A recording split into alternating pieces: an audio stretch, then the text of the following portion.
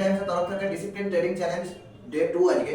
তো কালকে আপনারা দেখেছিলেন ভিডিওতে আমাদের নো ট্রেডিং ডেজ ছিল, যেখানে আমাদের সেটা অ্যাক্টিভেট না হওয়ার কারণে আমরা কোনো ট্রেড প্ল্যানই করিনি। ডিসিপ্লিন ট্রেডিং এর এটা একটা পার্ট, প্রতিদিন ট্রেড করতে হবে তার কিছু মানে নেই। যেদিন সেটা অ্যাক্টিভেট হবে সেদিনই ট্রেড আমরা করে থাকি, যেদিন হয় না সেদিন নো ট্রেডিং ডেজ, যেটা কালকে হয়েছিল। তো আজকে দেখা যাক কি হতে পারে। আজকে হচ্ছে ফ্রাইডে 28/2/2025।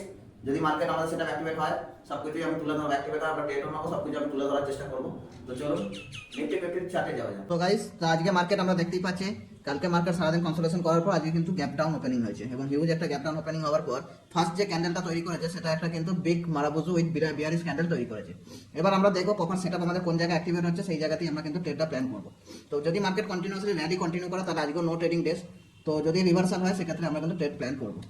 সো এই জায়গায় আমরা যেটা দেখতে পাচ্ছি যে নিফটিতে একটা কিন্তু প্রপার সাপোর্ট ছিল, যেটাকে মার্কেট ডাউন সাইডে ব্রেকআউট হয়েছে। এবং সাধারণত কি হয় জিনিস, যখন মার্কেটে এত বড় গ্যাপ ডাউন তৈরি হয় এবং গ্যাপ ডাউনের পর মার্কেট যখন সেই ট্রেন্ডই কন্টিনিউ করে এবং সেখানে কোনো সাপোর্ট ব্রেকআউট করে, লোক কিন্তু এখানে প্রপারলি পি সাইডে ইন্টারেস্ট দেখাবে, এবং এই জায়গায় কিন্তু মার্কেট একটা চান্সেস থাকে কিছুটা মার্কেট কিন্তু রিভার্স হওয়ার, কমসে কম রিটার্নারকে ট্র্যাক করার জন্য। মার্কেট হয়তো সম্পূর্ণ রিভার্স এখান থেকে নাও হতে পারে, কিছুটা হতে পারে, এটা একটা রিস্কি ট্রেড, অ্যাগ্রেসিভ ট্রেডটা নিতে হতে পারে। তো বাট এই জায়গায় কিন্তু আমরা আমাদের স্টার সেটআপ অ্যাক্টিভেশন হয়েছে।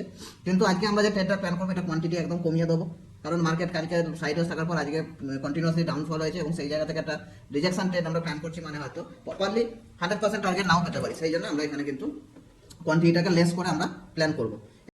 তো সি সাইডে রিজেকশন ট্রেড প্ল্যান হয়েছে, প্রিমিয়াম চুজ করেছি 22,350, যার ভ্যালু চলছে বর্তমানে 115 টাকা। আমার এন্ট্রি জাস্ট হয়ে গেল, এবং আজকে টার্গেট একদম ছোটো 1:2 টার্গেট অ্যাচিভ হয়ে যাবে, যেটা দাগ কাটা আছে।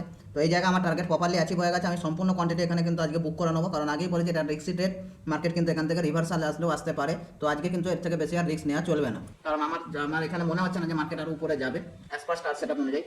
তো এটাই আজকে ট্রেড ছিল, এবং দেখুন এক্স্যাক্টলি কিন্তু মার্কেট সেই জায়গা থেকে রিভার্সাল এখান থেকে চলে এলো। আমি যদি হোল্ড করতাম আমার কিন্তু সম্পূর্ণ প্রফিটটা চলে যেত।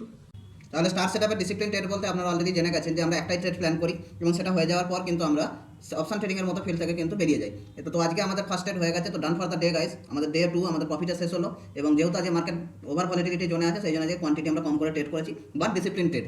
তো দেখা হচ্ছে পরবর্তী এপিসোডে ডে 3-তে। ততক্ষণের জন্য বাই বাই গাইস।